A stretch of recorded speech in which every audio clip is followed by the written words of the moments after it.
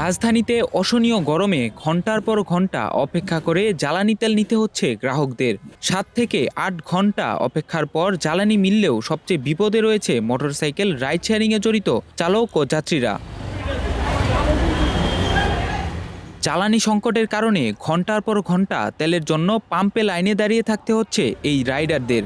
একদিকে যেমন চাহিদা অনুযায়ী তেল পাচ্ছেন না, অন্যদিকে নতুন করে যুক্ত হয়েছে তেলের দাম বাড়ার ধাক্কা। এই দুইয়ের জাতাকলে পড়ে চরম সংকটে পড়েছেন রাইড শেয়ারিংয়ে জড়িত চালকরা। তেল যদি সরকার বাড়ানোর পরও 7 ঘন্টা খারাপ থাকি আর আমার 20 টাকা লিটারে বাড়ছে, তাহলে আমি মনে করি যে এই সিন্ডিকেট সরকারকে যারা করতেছে এদেরকে কঠিনভাবে আনলে সবচেয়ে ঠিক হইব। 120 টাকার জায়গায় 140 টাকা করছে।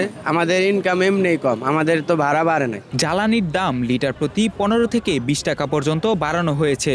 দিন শেষে যে টাকা আয় হচ্ছে তেলের বাড়তি খরচ মেটাতেই বড় অংশ চলে যাচ্ছে। এর সরাসরি প্রভাব পড়ছে দৈনন্দিন আয়ের উপর, এমনটাই জানালেন মোটরসাইকেল রাইড শেয়ারিংয়ে জড়িতরা। নাগরিক জীবনেই প্রভাবটা পড়বে, কারণ ডিজেলের দাম বাড়ছে, সব কিছুর দাম বাড়বে, এটা তো ঝামেলা অবশ্যই হবে। দ্রুত সংকটের সমাধান না হলে শুধু রাইডাররাই নন, যাতায়াতের ক্ষেত্রে চরম ভোগান্তিতে পড়বেন হাজারো যাত্রী।